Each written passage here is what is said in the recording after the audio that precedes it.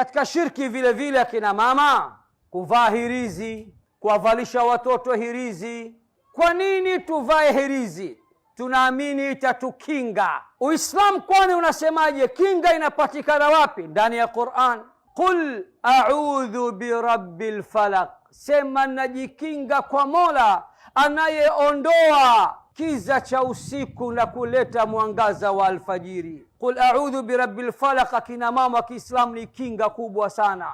Ukisoma kila siku asubuhi kabla ukishaamka, qul wallahu mara 3, qul a'udhu birabbil falaq mara 3, qul a'udhu birabbin nas mara 3.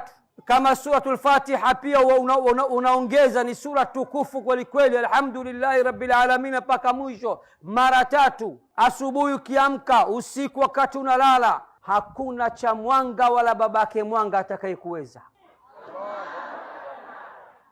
Kwa hiyo ni makosa Muislamu kujikinga kwa kitu chochote kinyume na maneno ya Allah na majina yake na sifa zake.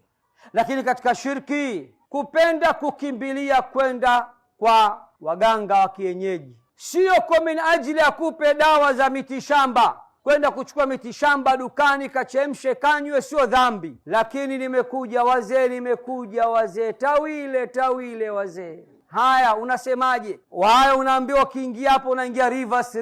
Unajua reverse? Kinyume nyume unatembea Muislamu, na ukitoka kinyume nyume. Haya, shida na matatizo kwambia nimeshajua tatizo lako. Mkwara tu, uongo. Night dress mkanunue. Bwana wakati anakaribia, unakwenda unajipanga, akikukuta ndani umempigia kaptura, hatoki. Hahitaji uchawi huyo. Mna uwezo wa kuwazuzua wanaume mkawashika vichwa wasione wasisikie ila nyinyi. Akukute nywele umezichana. Siku hizi kuna pasi za kupiga nywele, mnazijua?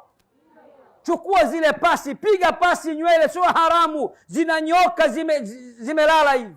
Akikaa kwenye daladala, mbele yake kuna binti kapiga pasi nywele zake, zimelala, zimeangukia kwenye mgongo. Mkewe siku zote anasuka reli za kwenda Kigoma.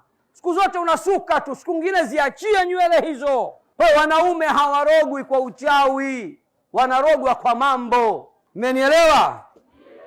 Kwa hiyo hilo jambo la kwanza, kina mama tushike tauhid na tuachane na masuala ya shirki, kwa sababu tauhidi ndio itakayotufanya siku ya kiyama tuingie peponi, na shirki itatufanya tusiweze kuona pepo ya Allah subhanahu wa ta'ala.